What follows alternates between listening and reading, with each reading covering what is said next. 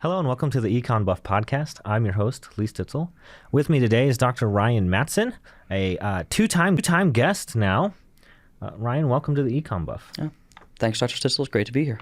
So today our topic is the financial crisis, a topic certainly too big for one episode to encapsulate, but we're going to try. I think there is a lot of room for a nice summary of what's going on, because when you go to the literature, even literature aimed at more casual observers, it gets so granular so quickly.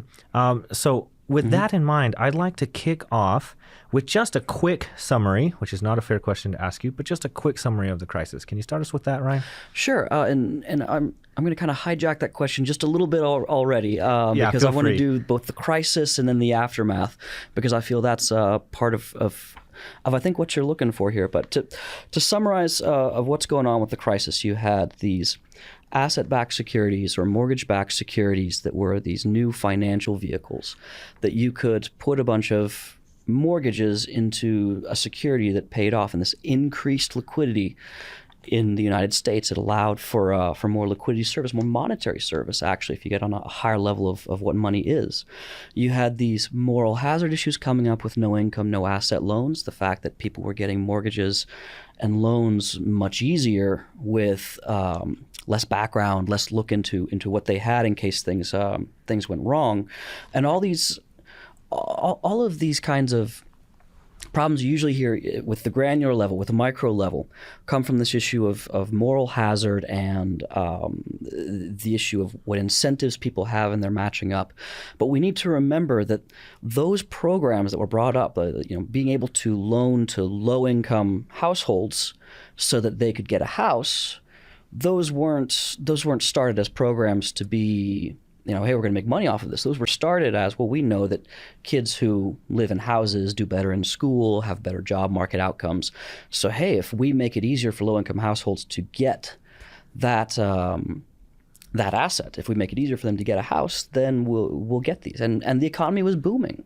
So people had an incentive to keep that kind of risky lending going, and it generated this liquidity which people liked.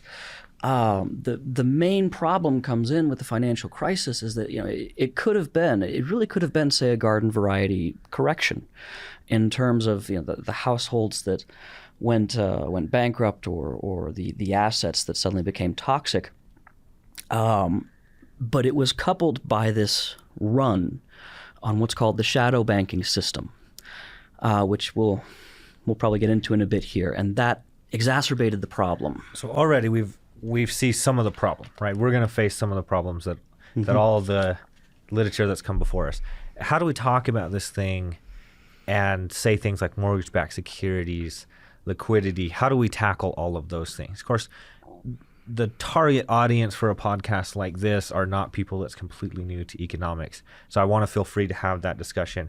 I do want to encourage the listeners to bear with us. We're going to unpack things like, what does mortgage-backed security mean? We're definitely going to unpack what the shadow banking system means, sort of how you can understand that. But if I can summarize quickly what you've said, right, is we have these government policies designed to do something noble, which is to get mortgages and homes to people with lower income.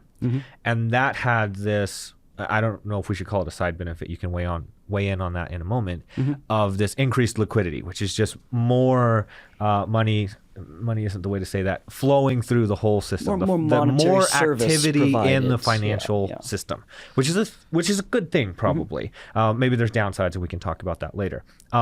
That's the fundamental sort of thrust here. Now we're going to talk about bank runs, because I think that's a critical component of this. Is bank runs is an old problem, right? Bank runs is a problem that dates all the way back. Maybe you could even tell us what the initial, right? But even when we first had central banking in the United States, that was one of their principal concerns, right? Sure. The nature of what a bank run is has really changed, right? And so Arnold Kling calls this like a new era. I forget exactly the terminology he uses, but like the new bank run, right? So we'll get into that. So transition us from here's this broad thrust, right? We have policies that want to encourage low-income households to be able to get mortgages and homes. That carries inherent risk, but we also get this increased liquidity. Now we have a bank run on the shadow banking system, which we're going to unpack later. Right. Take us to the next step. Now that we have the broadest oversimplification that we could have. So I mean, and this is I wanted to kind of get at that. This really is a very big simplification of it, and almost a mythologizing of it. There is a YouTube speech by Milton Friedman where he talks about the myths of the Great Depression, and he starts off by saying that the Great Depression is subject to a whole lot of myths of it was caused by the greed of these people. It was caused by the failure of regulation. It was caused by a failure of private firms and private business, by their greed, by their riskiness and things like that. And then he goes on, and this is a quote that I did write down because I use it in teaching money and banking and principles macro as well. He then corrects this myth and says, the Great Depression was produced, in my opinion, by a failure of government, by a failure of monetary policy. It was produced by a failure of the Federal Reserve System to act in accordance with the intentions of those who established it. The Great Depression was produced by a failure of the Federal Reserve System despite knowledge of the right course of action. And I don't think he's off the mark in terms of what happened in 1929, and I think that that's very similar to what happened in 2007 and beyond. So if I can take a quick aside, I remember reading somewhere, a list of questions you can go ask your high school science teacher to sort of throw them off and mess them up, right? So ask them, why is the sky blue? And they're going to say it's the shortest wavelength. And you say, okay, but violet is the shortest wavelength. Why is the sky not violet, right? I don't know the answer to that because I'm not a physics professor, but I suspect high school teachers are not going to necessarily know that answer. Maybe it's way more well-known than I understand. If we had a version of that question for economists, like what caused the Great Depression might be one of those.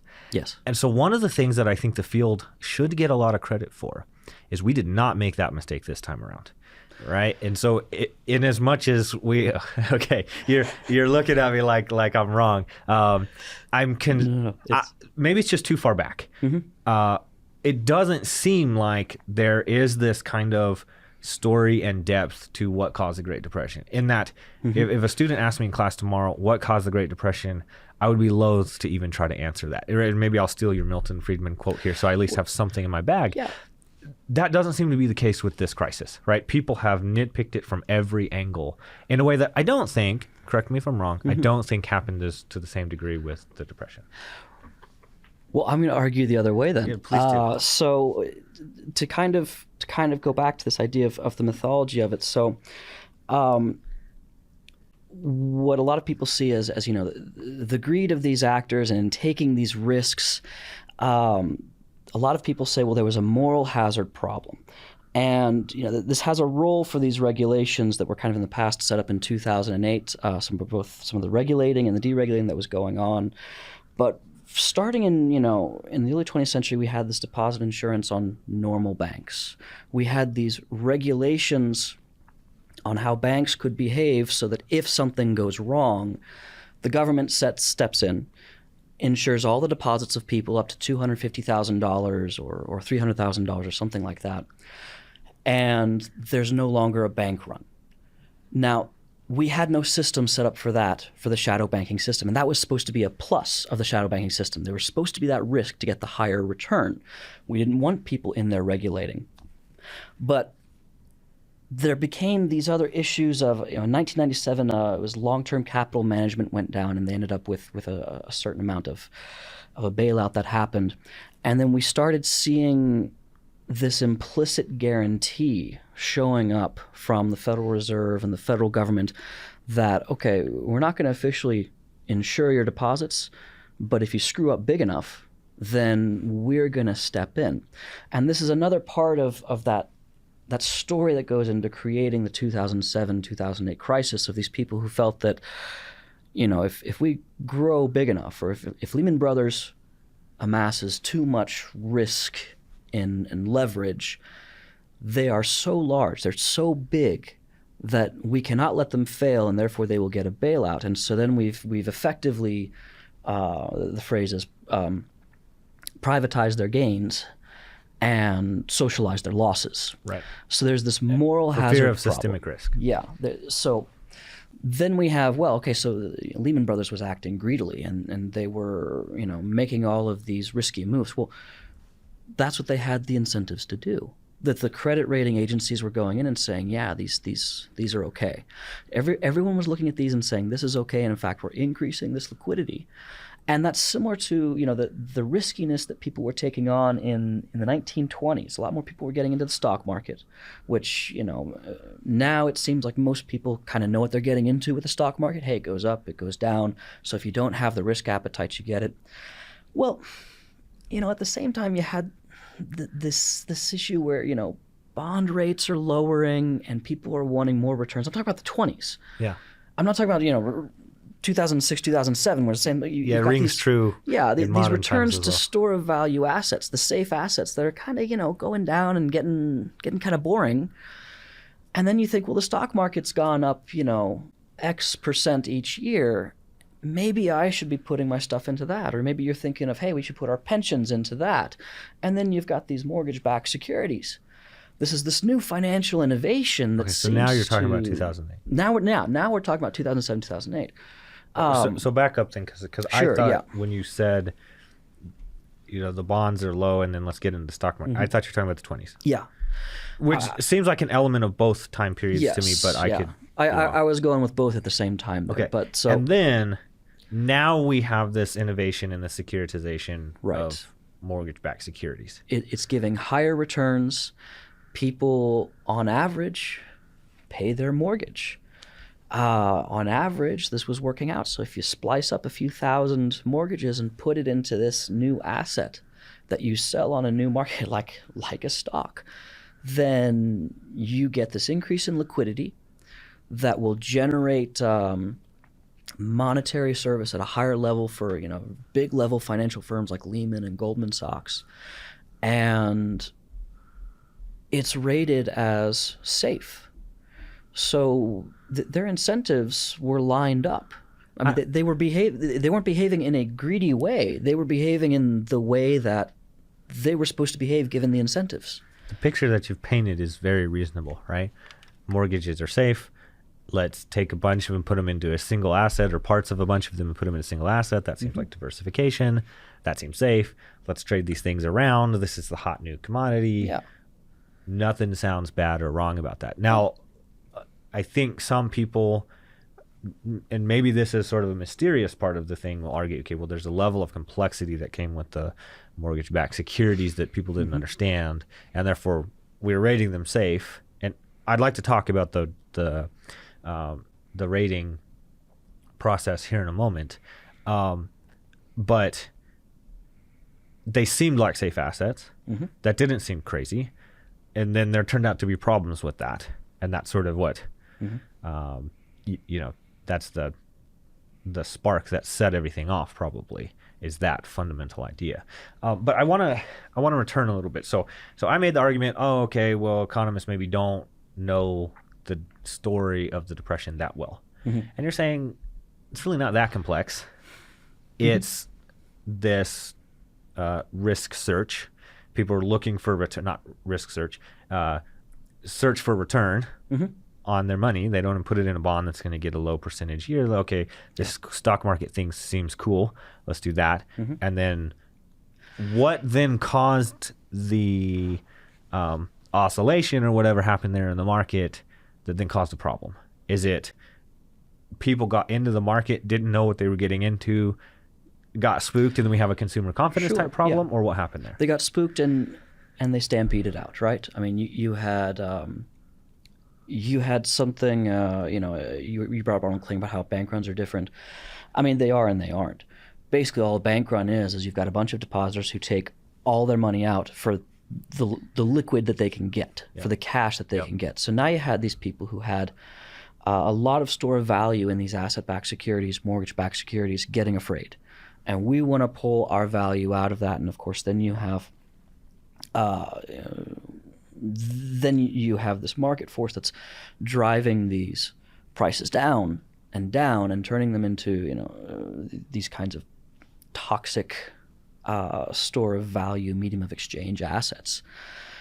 And this happened on such a large scale in 2007, 2008 that Bernanke, Paulson, and Geithner, Bernanke was the Federal Reserve Chairman, Tim Geithner was the Secretary of the Treasury under the Obama administration, and Hank Paulson was Secretary of the Treasury under the Bush administration. They likened it to a forest fire. And so it was, you can imagine, then I guess the metaphor for this was this flash fire that happens. And it should have been the role of the Federal Reserve, even according to Milton Friedman here, when he's talking about the Great Depression. It's the role of the Federal Reserve to come in with the fire trucks and the hoses and put out the forest fire, or, do the whole helicopter drop. And then, you're right. So the problem with 2007, 2008 is not that we had these mortgage-backed securities, asset-backed securities. That's financial innovation. It's happened all the time over the past 100 years. And yes, we've had these swings in it and these back and forth business cycles that happen with it. But like Friedman is pointing out in 1929, look, it wasn't the stock market crash that caused the Great Depression, the long period of lower productivity, higher unemployment. It was the Federal Reserve's reaction and failure to do something about it. And Ben Bernanke, who is a Great Depression scholar, agrees with this outcome. Most macroeconomists agree with this outcome. This is from Milton Friedman's Monetary History of the United States. 2007, 2008. Forest fire starts again. Everyone thinks we know how to solve it because this is what's worked for 2001. It's what's worked for the 1980s. It's what worked in the 60s and the 70s. 70s are a different story, but okay. Well, so 70s is the savings and loan crisis. 70s is stagflation. Stagflation. Yeah. So then 80s would be the savings and loan crisis. So things worked fine then. So when Arnold Kling looks back, right, he says the seeds of the savings and loan were sown in the wake of the Depression. Mm-hmm. The seeds of 2008 were sown in the wake of savings and loan. But we have these interceding problems. Yeah. Right. And so if we can harken back to the first time we had you on the podcast here, and you said, there's a difference between a recession like we had in 2008 and like the Depression than there are with what you've called run-of-the-mill, not contractions. I forgot what word you used. Contractions, I think. Run-of-the-mill recessions, right? And so we can sort of fight that fire like it's a localized fire, and then this turned out to be something bigger. Well, it was bigger. It was bigger, but the tools they used weren't right. So imagine we've got the forest fire going on, and then Ben Bernanke shows up with a garden hose. Well, and that, I think, is part of the question, because it doesn't, to a casual observer, it doesn't feel like the response to the 2008 financial crisis was disproportionately small. Right. Right. Because you hear about the $2.3 trillion of quantitative easing, the zero lower bound. And this is where, again, the Friedman quote is important because especially that last sentence where you have the failure of the Federal Reserve System despite the knowledge of the right course of action. The Fed knew what they should have done. The problem is, and you can see this in the work of William Barnett, of Apostolos Serletis, you can see that people who generally study monetary aggregates will say, well, the Fed didn't actually expand the money supply. The Fed lowers the interest rates by expanding the money supply. They make money easily available. That lowers interest rates, makes lending available. So not only is the Fed creating money by what they do is they'll buy short-term bonds and push money out into the system, into the banks. The banks will then lend that money.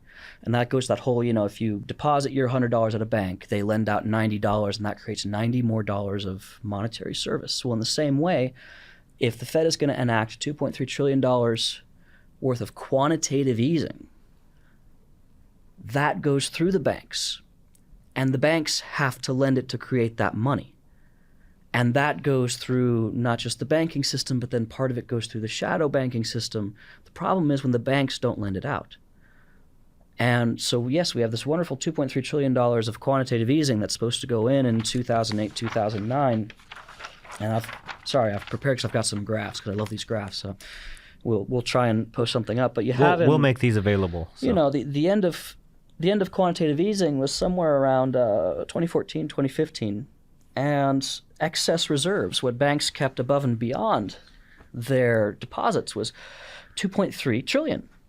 So we hinted at this last time that I had you on, which is what's going on? Why don't we make this mechanism clearer? This is the argument that I was making, right?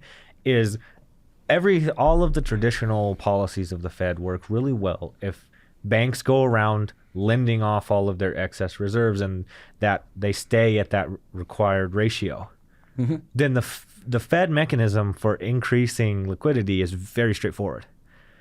Fundamentally, what happened in the wake of the crisis, so we've talked about the cause, now we're talking about the fallout, is the Fed thought it was increasing liquidity. Yes. It did not, because of this breakdown in the mechanism that goes from funds being made available to funds being lended out. So we've already talked about this a little bit on the podcast, and I think it's extremely important because if you remember, right, when I brought that up, I said, why not make this mechanism cleaner?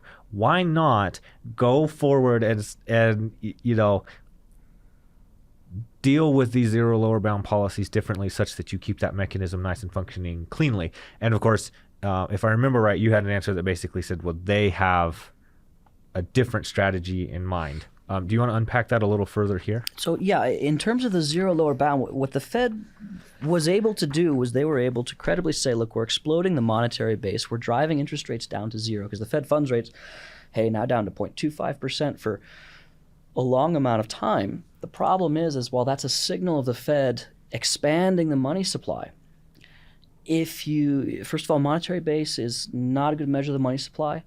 When you hit the zero lower bound with interest rates, you no longer have any information about what money supply is actually doing. So what some macroeconomists do is we turn to the monetary aggregates, but M1 and M2 don't take into account these interest rates. They don't price currency different from the savings accounts. They lump them together and quite literally add an apple and an orange and say, okay, well, this is fruit. It's a quantity, right? Yeah, it's a quantity issue. If you turn to Barnett's... That's mind-boggling to me, right? Yeah, it seems like we would really want to measure money with a dollar, not a quantity. So, yeah, or and a dollar in your pocket is different from a dollar in a savings account, which is different from a dollar in a repurchase agreement or commercial paper, which is one of the instruments in shadow banking.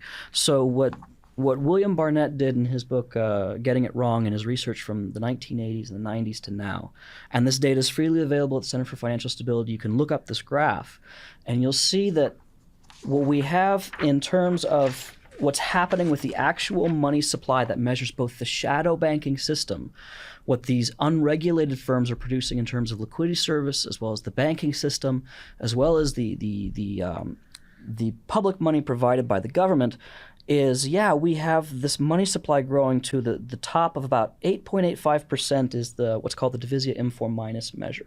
It includes repurchase agreements and commercial paper for that shadow banking system measure. The height of the growth of that was March of 2008. So we're in the middle, we're just starting into the recession caused by this financial crisis.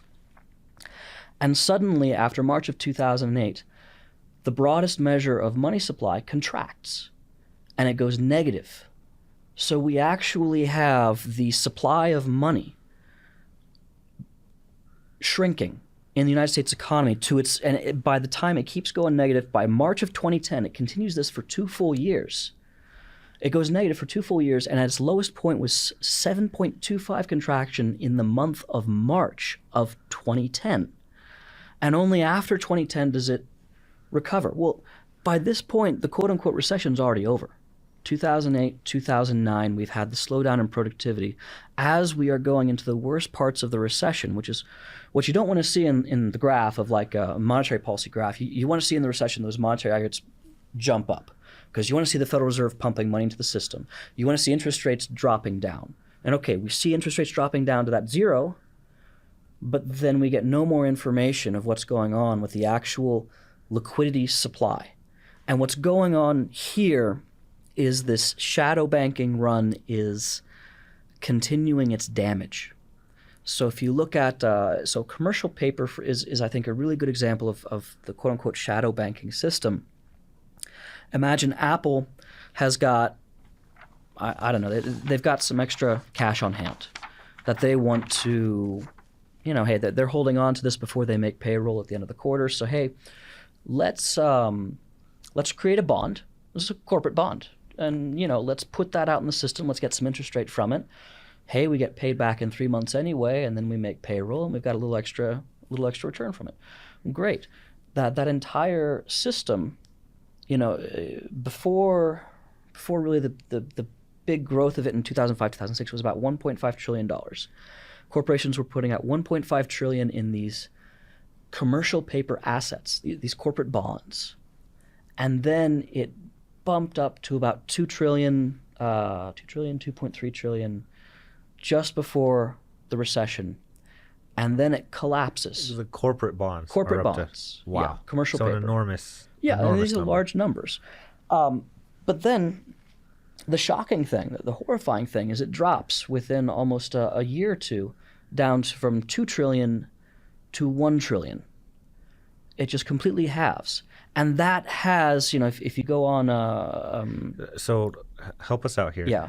So simultaneous to the mortgage-backed security problem, do we have any idea about the linkage between those two things, or there's some underlying that common would cause? be kind of the panic, because you have with the shadow banking system, then people may look at, first of all, we're dropping interest rates, so maybe there's just not enough return anymore on commercial bonds. But at the same time, most people don't know the difference between an asset-backed security and a corporate bond or a money market mutual fund. It all just looks scary. And okay, we're going to come out like the East Asian crisis in the late 90s. Not all Asian countries were facing these debt crises. But investors looked at that and said, I don't think I know enough about this anymore. I want to pull my money out. So in the same way, the shadow banking system with repurchase agreements, commercial paper, asset-backed securities, it looked bad to everybody. So whether it was a good asset or not, people pulled their money out. And we have not recovered from that. We're still at, say, about 1 trillion in commercial paper. So commercial paper literally fell by 50%. Fell by 50%. And it's been that way for a decade. It's been that way. Unbelievable. Yes. Yeah, and it's still that way today. As we sit here today. That's the number. Yes. So was there some sort of irrational exuberance going on in the commercial paper market that got it to that point? Or there's something about the structural change in the way that the financial system has operated in the fallout of 2008 that caused that? Well, started out again, and in terms of, again, I've got to go with Friedman on this. We had this kind of business cycle bump that was bad, and then the reaction to it did not produce the results that we wanted. So in terms of commercial paper, then businesses are looking at their decisions on revenue. And maybe things are bad and they have this cash and they need to make payroll next quarter, but they want to make sure to make payroll because they hire some fairly expensive engineers. And if you don't pay engineers, they leave. So one of our lessons in any good micro class is that the first thing that firms should be trying to do is covering their variable cost, principal among which is paying their labor. Paying their labor, yeah. Because your door's shut down when all your labor leaves. Yeah. Right, yeah. So we have that crisis and that uncertainty, but what's continued with that actually, I think in large part due to this zero lower bound interest rate, is that commercial paper, which is very responsive to the Fed funds rate, you could put them up on a correlation graph, and there's this just nice line that goes through. Very high correlation between the two of them. If there's no return on that commercial paper, then there's no reason to just not hold cash. And so then we have, throughout 2013, 14, 15, 16, 17, people talking about Apple is sitting on huge amounts of cash. Warren Buffett is sitting on huge amounts of cash. Why? Because they don't want to extend that store of value, because where are they going to get return for it? So one of the things... we've covered so much ground, and there's so many lessons already in here. I'm very pleased with the way that it's going. One of the things that I think is an interesting at this point is you've mentioned incentives multiple times. Mm-hmm. But it strikes me, as you say this about commercial paper, that it's different. Maybe I'm wrong about that. It strikes me that the policies that we mentioned earlier such as deposit insurance and the moral hazard that comes with the potential bailouts, does not exist in the commercial paper market. No. Which is that shadow banking. That's what we talked about. Yes. So the unregulated. Well, what'd you call it? Unregulated. Do you want the firms? federal government to insure a corporate bond that Apple puts out? I mean, that's Apple's decision, right? I mean, that should they face the loss and the reward from that. So a classically trained economist like me would say no. I think your casual observer is going to say, why not? And I think that's where it's important to reinforce this idea that these things like deposit insurance, among a trained economist, it's very clear that perverts incentives.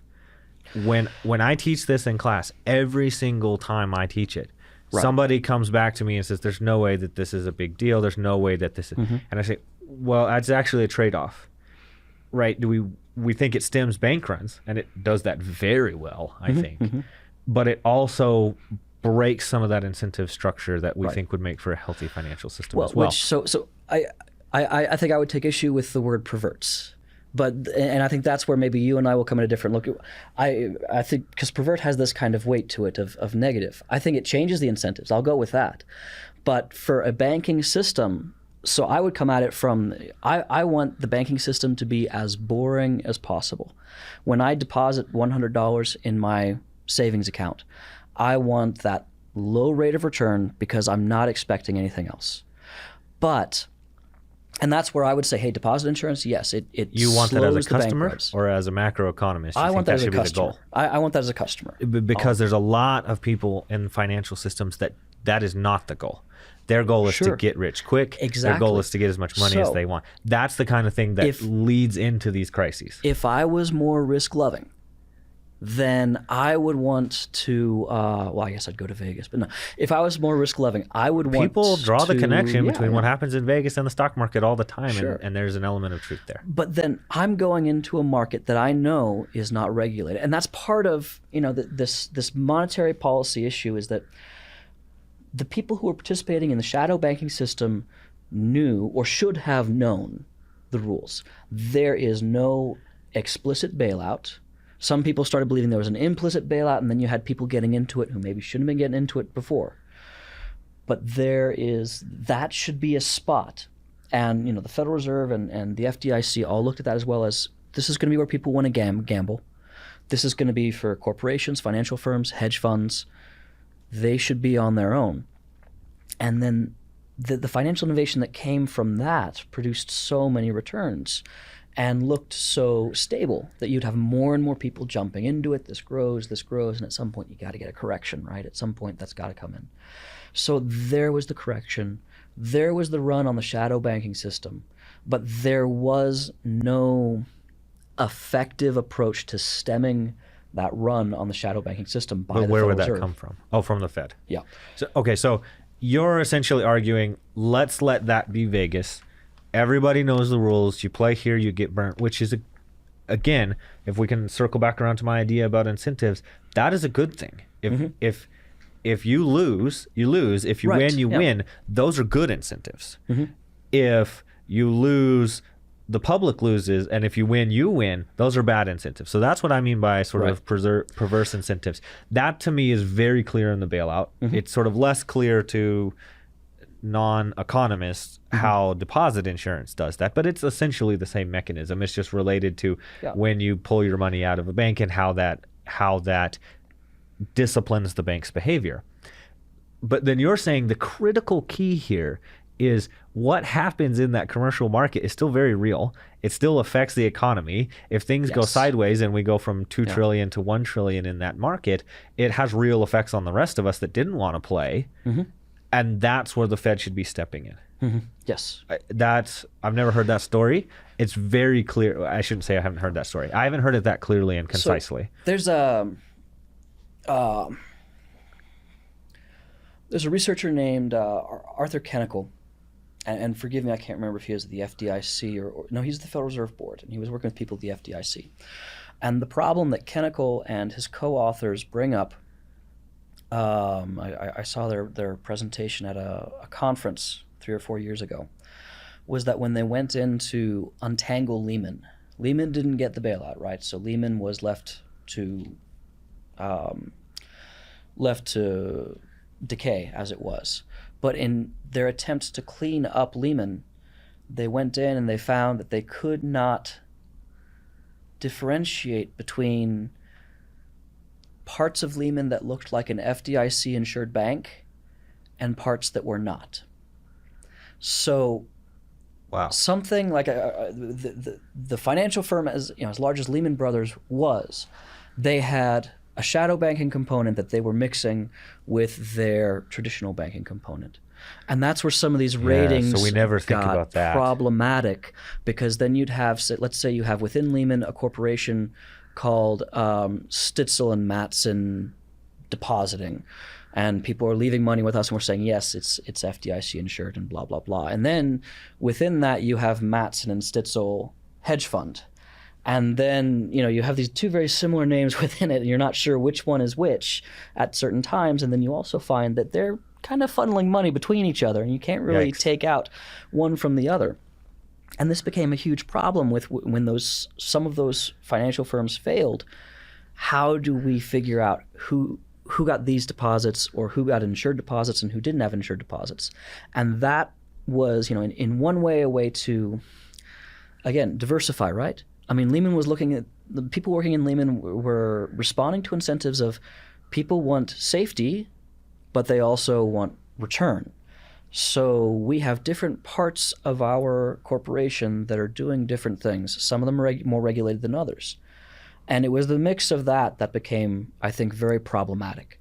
So I'm okay with, if Lehman wants to go to Vegas and drop down, $10 million on roulette, so long as their clients are well aware, hey, you're depositing it so they can go to Vegas and drop $10 million on roulette. I'm less okay with it being, if it's a pension fund and they have no idea what Lehman's doing. For the pension fund, they're saying, oh, hey, we're looking for safe assets. Like, oh, we've got these safe assets here, and then they move that. Now, the issue with that is that, I say this and I do sound like I'm, accusing the shadow banking system of doing something, wrong here. I mean, yes and no, but those were the incentives. So the other thing is, even in the traditional banking sector, there are these things called sweeps. So you deposit your money at Amarillo National Bank or Happy State Bank or Bank of America. Let's say Bank of America for now. You deposit your $500 at Bank of America in your checking account. You're not going to take all of that out, right? So what Bank of America can do is they can take maybe 300 of that, and they're going to put that in a money market mutual fund, and they'll get the interest off of that. And maybe you're lucky enough you're part of the interest paying checking account in Bank of America, so you get a little bit of that. But Bank of America is making more money by taking what's supposed to be in a safe asset, putting it into a more risky asset. Money market mutual funds, CDs, or hey, maybe not even that risky with CDs, maybe they put it in CDs. All banks are doing something to this effect. We used to measure how much they were doing in sweeps. We don't measure it anymore, which is terrible. Federal Reserve used to actually have numbers on how much sweeps were going on. The St. Louis Fed was providing those, and then they stopped. And so again, you've got all the stuff that, say, Lehman was doing with, hey, this is our unregulated portion, here's our regulated portion, and we'll mix these together. And don't think that Bank of America is not doing the same thing. It's just when they're doing it, probably most of the instruments they move into are also FDIC insured, so they have no problem. Or at least they have no potential for a crisis and bank run there. We're not measuring aspects of our financial system that are prone to this. We're not measuring this. And if we do, I think we're going to find, again, like much like with this 2009-2010, what the Divizia aggregates are showing with this contraction in the money supply, we're going to see that our growth in terms of liquidity and monetary service has not been very stellar. And you see that reflected in the inflation rates. So you look like you have a question. Yeah, I wanted to jump in here. So a couple of things, right? One thing is there is a contingent. Most economists, I think, fit very much with you. People were given a set of incentives. Some of those policy incentives were things like deposit insurance and bailouts, which we think, okay, that's a trade-off that we might want to make in that favor, and the consequence is going to be incentives I would call perverse, but you apparently have a different word for them. And that's the way that it goes. And a lot of your mainstream economists, right? I mentioned Arnold Kling. He was an economist at Freddie Mac, I think, at the time that these things were happening, right? So he's on the inside. There's lots of different people that we would find that they make that kind of analysis. There are important people like Alan Blinder who argue this is fundamentally a greed problem, which, as an economist, I'm saying, like, this shouldn't be an argument that an economist makes. But I think what he's trying to say is there's a misbehavior here. That story you told me about sweeps sounds like it fits there. We're taking money that should be in one place and we're putting it in another place, right? If you have a system where if I'm right, I'm rewarded, and if I'm wrong, I'm punished, that's no problem. But when you have the system that socializes the losses, that behavior, it seems as though you should have some responsibility to make those kind of choices. But there's no way to enforce that. That's an impossibility. So comment briefly sort of on how, I think you said, you sort of do and don't blame them at the same time. Comment a little bit on this version of the story that I think the casual observer would feel very different from the economist about. The behavior of those guys on Wall Street was reprehensible. Comment on that version of the story for me. Well, so I think, you and I both go to church.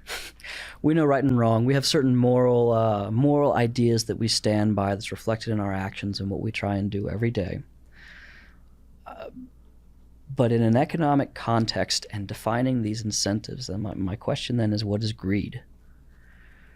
Someone is supposed to be a utility maximizer, right? He's maximizing his revenues subject to his costs. So if Bank of America can sweep money out of a checking account, put it into a money market mutual fund and make, 1 to 2%, and then they pay you, a little bit from that, 0.25%, you still are accessing your money. You can go to the ATM and you get it out there. You maybe even, if you're lucky enough, you're getting some small amount of interest from it. And Bank of America as a bank is more profitable and therefore more solid. That seems like version of the story. That seems like they're acting responsibly. Yeah, when that works well, everyone involved is happy. Right. I'm happy I get a little money in my checking account. They're happy that they increase their profit margins. The person they loan that money to, wherever that money goes in the sweep, they benefit as well. Right. Right. So when we have economic activity, self-interest isn't bad. And because one of the things that I principally try to teach my students in every version of every economic class that I have is when you have two parties and they engage in economic exchange, it's mutually beneficial, right? And so the simplest version of the story is, I'm sitting here having lunch, I have 2 apples, you're sitting there having lunch, you have 2 cookies. We both would obviously be happier if we had 1 apple and 1 cookie. We trade. Yeah. I didn't get the best of you, right? Yeah. I benefited. You didn't get the best of me, and yet you benefited. That's the magic of economic exchange. So when that story goes right, it's the exact same thing with Bank of America. The question is, and this is where you're going, so I cheated. I cut you off. What happens when it doesn't go right? Right. So let's go to that point. So let's think about Lehman then, right? Okay, so we have this regulated portion of our firm that is supposed to be doing things with regulated and insured money, and they're moving it into an unregulated and uninsured shadow banking environment. And for the most part, things go right for 2004, 2005, 2006. And very then, right. Yeah, very right. I mean, people at that point again, hey, you're moving into the shadow banking system, which, by the way, is generating more loans, which those loans go to local governments, mom and pop stores. I mean, it's not just they're not just throwing money into Vegas, but economic activity is good. Economic activity, wages are paid, things are bought, firms expand, and things like that. So it all goes well. And then it doesn't, right? Then you have the unregulated section. They go through these horrendous losses, and that brings down the regulated section. The incentive structure, I find myself in the weird position of defending greed at this point. I'm not arguing like a Gordon Gekko greed is good thing here. There's nothing. What there's I'm nothing arguing unusual is about that. the incentive structure that was set up and that everyone was operating under. So they all saw this as, well, hey, we can play with this money, and if we go into mortgage-backed securities, for example, home prices always go up, right? I remember being told that when I was young. Home prices always go up. That was an axiom that I grew up with, and then thankfully was disabused of that before I got to the home buying stage in my life because of this crisis. So then I got a question for you.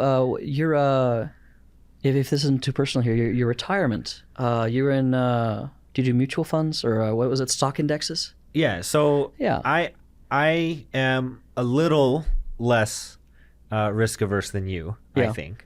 And so, I'm a homeowner. Yeah.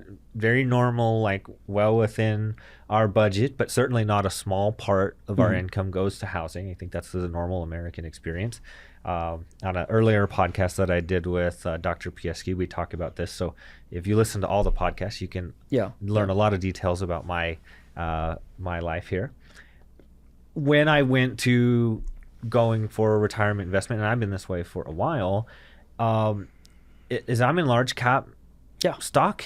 There you go. Index funds. You buy the S&P, right? I buy the S&P, right? I buy a couple of versions of index funds that have very low fees. When people hear that I'm an economist, they're like, okay, well, what's the stock market going to do? Nobody knows that, but definitely an economist doesn't know it. And then they ask me for investment advice, and I tell them, listen, ride the index fund, because if the index funds go to zero, if index funds go to zero, we're all screwed anyways. Right? Yeah. And then the money isn't going to matter. Right. As long as it keeps chugging along, everyone does well, you do well. So let me rephrase that in a more optimistic term for you. Stock indexes will always go up, right? I mean, over the long run. Yeah, correct. So you and I'm doing the same thing, by the way. Don't let me scare you too much. I thought you were in government bonds, but, is what you said a minute ago. Well, yeah, and those are always secure, right? Definitely, we would never see a government default on their bonds. Definitely. No, of course not. We've all read Reinhardt and Rogoff, right? Okay. So I've got mine in index funds. Why? Because I've been told throughout most of my life the stock market overall is going to go up. Yep. And nothing has disabused us of this notion. 100 years of history there. There's even 1929, you have, boom, it goes down, and then it comes back up. You have, and this brings up, actually, Bernanke, Geithner, and Paulson in their new book have this graph on the severity of the 2008 crisis. The 2008 crisis in terms of the stock market was actually worse than 1929. That's amazing. Their numbers are, they had the Great Depression going down 44.9% stock market prices from peak. And 2008, the financial crisis, 57.8% down from the peak. So you're gonna. So I want to frighten you and all your listeners in the same way that everyone says housing prices always go up. Sure, if you believe stock prices always go up, but we may want to re-examine that.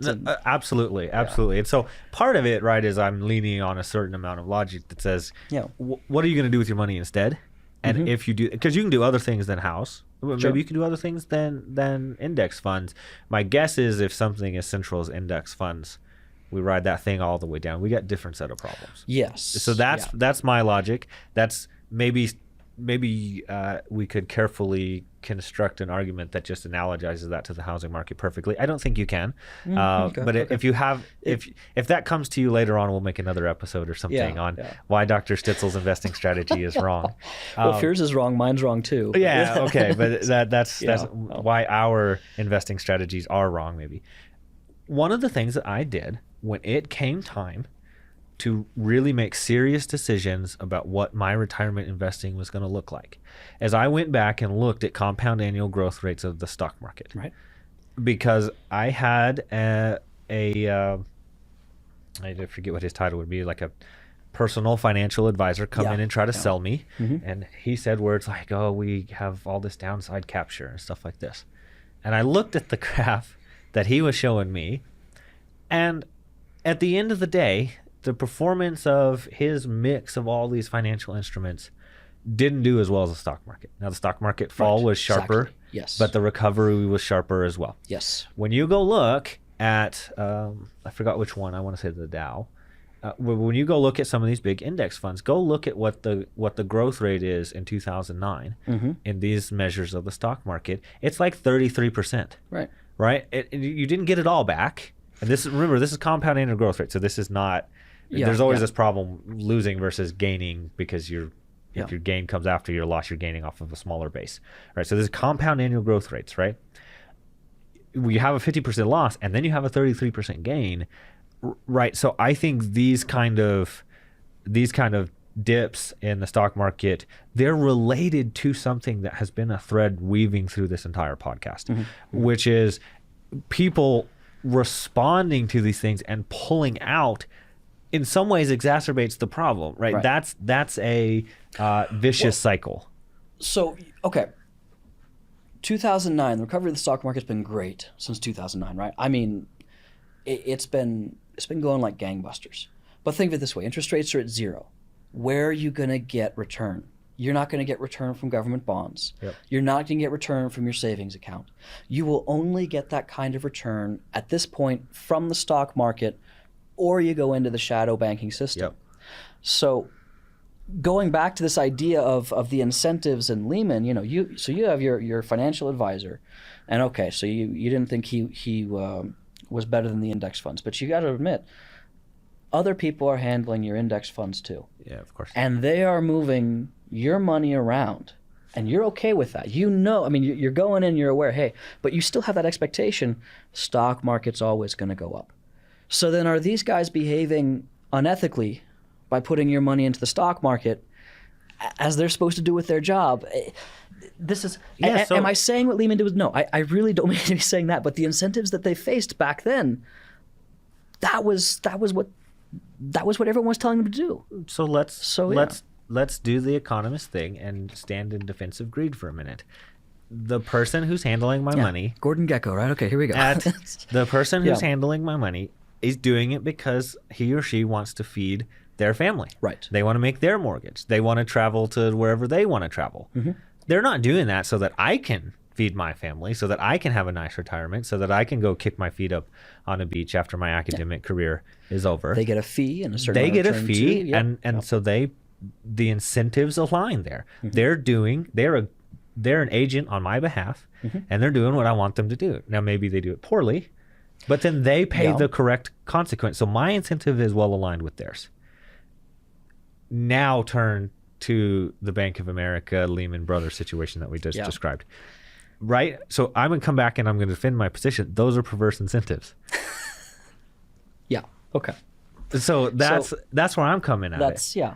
Because if I get my little cut of their sweeps, and then Bank of America engages in fewer sweeps and therefore makes less money, but is less likely to burn down the house in the process.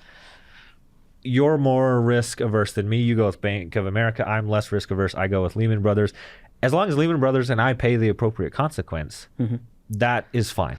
But then you're saying they weren't paying that consequence. That's my argument, yeah. So then that kind of leads to one of the things that we talked about, I think pre this podcast, like this question I had here. Should there have been firms saved through government action? This is one of the central questions in the fallout of the crisis. Yeah. So here is at least what I go with my money in banking class. Yes. And that is that I can already see on your face there. Here we go. So one of the books that we read for Econ 4312 we did was Lawrence Ball's book, The Fed and Lehman Brothers, where he makes the argument that not only was the Fed supposed to have behaved as a lender of last resort for a non-insured, non-regulated investment bank. This is in their mandate. Yeah, this is in their mandate, and they had the ability to do it, which is also the question of how much money do we have to throw at Lehman for it to be rescued. That was a big part of how are we going to finance, all of this mess. And so what Ball is arguing is that the fallout after Lehman was larger than what the cost would have been of bailing them out. And he likens it back to the Great Depression again, where, in 1929, 1930, 1931, a lot of these banks were failing, but there wasn't a whole lot of deposit insurance out there. And people were asking the same question, well, why should we bail these people out? And that gets to the interconnectedness problem. Yeah. Too big to fail. Systemic risk. The shadow banking system provides this wonderful incubator of financial innovation, of high return with high risk that should exist. It should not have been linked with the regulated industry. I want to say really in any way, but then that's where it was and that's how it was. So then, in my opinion, yes, the Federal Reserve had a mandate at that point because of these linkages that at the time we were okay with, and now we're not okay with them, and we've put up a little more barriers between them. But Lehman, Bear Stearns, Countrywide, these institutions that messed up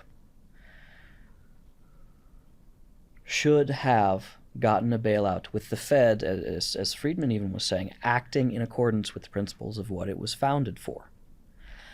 And that I see also as a failure in how the Federal Reserve responded to this crisis. Now, the question that immediately comes up, well then, aren't we just encouraging that moral hazard? I already I'm gonna lay said that argument now. You can back up and say, wait a minute, no. This guy just said that there's a problem with privatizing gains and socializing losses. And yes, exactly, that's where we are. This question is extremely difficult. Yeah. Just like deposit insurance is important because it stops bank runs, but it breaks the linkage between you disciplining your bank by taking your money somewhere else because you don't care because it's insured. Yeah. Just like, well, this is the fundamental question, just in the same way that these bailouts in the past set up irresponsible behavior in the future. Those are very bad. But systemic risk, interconnectedness, the credit market completely freezing, no liquidity, are serious and real fundamental problems. Yes. That said, I disagree with somebody like Lawrence Ball saying the cost of Lehman Brothers going down is greater than the cost it would have been to bail them out.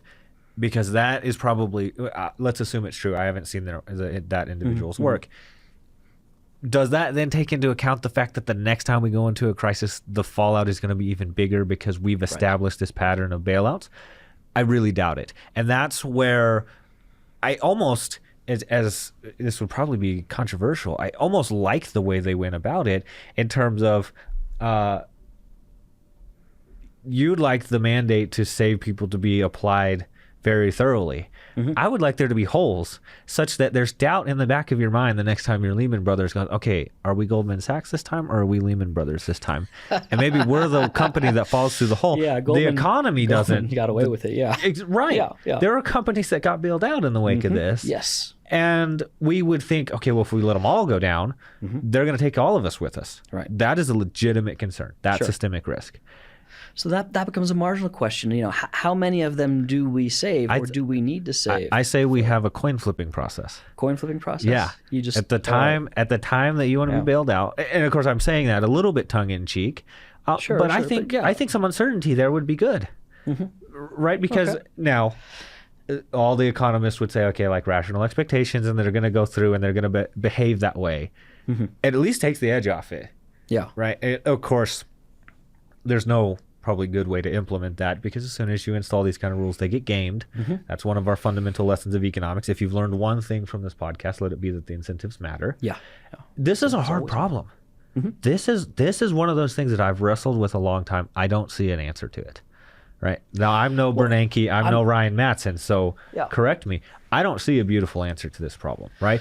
I think this is one of those things that it's a very difficult decision to make because we can't let them take us all down with us. Right. We can't get rid of the financial system. Somebody like Arnold Kling would lay it out and say, we need to raise capital requirements. We need to establish boundaries on sort of the size of firms that these banks are allowed to be and to have, because the financial industry is fundamentally different from every industry, and that all these things that you and I have talked about, they are inherently unstable in a way. Apple can cruise along for the next 100 years probably until somebody comes along and puts them out of business with innovation, and that's creative destruction, and that's good. The financial industry seems to have this inherent instability where things go up and we all jump in, and things get out and things go down and we all jump out. The financial industry is so important to that idea of monetary service. We all want a money that we can use and everyone agrees on, because that simplifies things. I don't want to be bartering with people. I don't want to be dealing with 3 different currencies, or one currency for Walmart, one currency for Target, one currency for buying cars or whatever. But these financial firms are so important to the creation of liquidity, the creation of monetary service. And the shadow banking system has a really important role to play in that. And the financial innovation that they also produce is extremely important. There will always be a role for that. And it'll always exist, because whenever you create a regulation, there's now going to be 12 people employed to get around that regulation, right? Are you saying regulations create jobs? Yeah, regulation creates jobs. You are a Keynesian. I really am a Keynesian. I've never pretended to be anything other than that. So what I would say, one thing that was good that came out of the crisis is that we did, as you were saying, we increased these capital requirements. We did, unfortunately, through this, make the banks that survived, the financial firms that survived, much bigger. So there needs to be some way that we can get some newer markets in there. I mean, Lehman Brothers was around for what, 130 years? I have no idea. 113 years? That's one of the oldest financial firms. Over 100 years before it crashed. Well, how come there haven't been any new entrants? I mean, you talked about Apple could go for 100 years, but Apple's fairly young. Yeah, Apple's young, and they're not going to, because as soon as somebody invents holograms or brain implants that we all decide that we want, Apple's done for. Yeah, we have that. The creative destruction you're referring to, at least in terms of looking at the biographies of some of these financial firms, we haven't seen, right? I mean, recently. How old is Bank of America? How old is Goldman Sachs? So you don't mean recently, you mean historically. I mean historically, yeah. I mean, these firms have been around for a while, and you don't generally see a lot of new competition coming in. So that may be something else they want to look at. But the Fed is tied down, because with regulation in terms, the Fed and the FDIC can go back and forth about how we're going to regulate the traditional banking system. With the shadow banking system, though, we have the knowledge something needs to be done, but we don't have the tools. So I'm going back to this forest fire where Ben Bernanke shows up with a garden hose. Honestly, I don't think there was anything he could have done about the shadow banking system. I think there were some symptoms and side effects of the zero lower bound that, in some cases helped and in some cases hurt. But this is a very large part of our economy that we don't know a lot about. In terms of measurement, it's sometimes called shadow banking, by the way. For those who don't know, it wasn't named that way because it's unregulated and therefore it's in the shadows. And the term shadow actually comes from an economic term of shadow price or shadow cost. Right. You don't directly observe the price. What you observe is the reflection of that price, or the shadow of that price, from some other observation. There's nothing nefarious about shadow banking. It's just unregulated. And there should be a role for that, but there should also be a separation, I think. I'm glad you defend that, because I think that's something that not everybody would immediately think or agree with, that we need to have this we want everything regulated in the financial sector. And then that's been the response, right? That's Dodd-Frank. That's all these kind of policies that are in response to that. They're all the same thing. Yeah. Like, we have this problem. Let's just ratchet up the regulation on it. Yeah. So I'm glad that you took it this direction, sort of when I asked you about the size of firms, and I think I haven't wrapped my mind around it. There's, I think, a feeling of concern with the nature of concentration of industries and the size of firms. I think that could be a little bit overblown because that happens largely in these more high-profile areas, and it's probably fine for 90% of the markets that we actually interact with on a day-to-day basis. So as we bring this in for landing, I would like you to sort of paint a picture of what do you think some of the policy recommendations, the regulations, or I suspect you're going to start with like a comment about how the Fed ought to be actually measuring their monetary aggregates. Give us some policy recommendations as we bring this in. Yeah, I mean, I got to say, first of all, the Fed really does have to start providing good monetary aggregates, because if we're going to have a 10-year period of zero lower bound, then we need better measures than M1 and M2.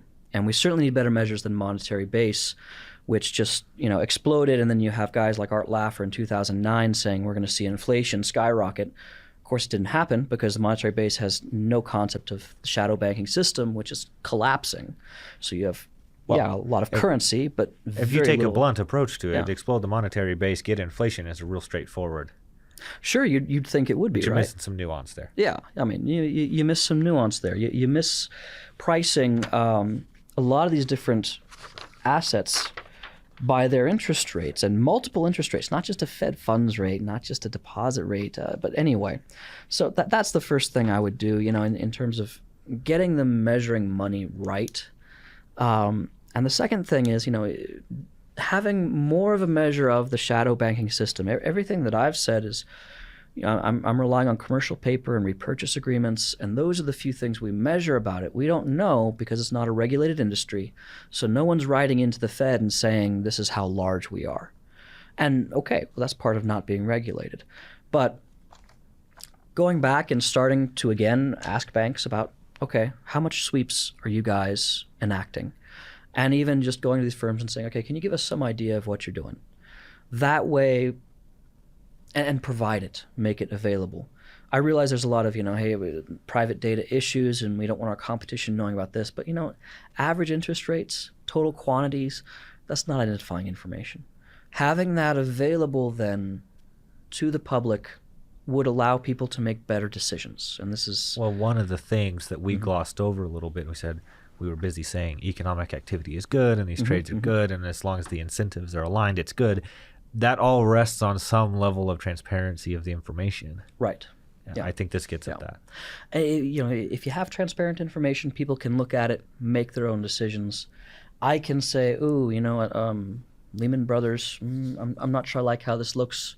I'll go to Bank of America. Fine. Then I've made that decision, and I was equipped with that. We talked about capital requirements. I do think that's an important thing to make sure that banks have the proper capital requirements.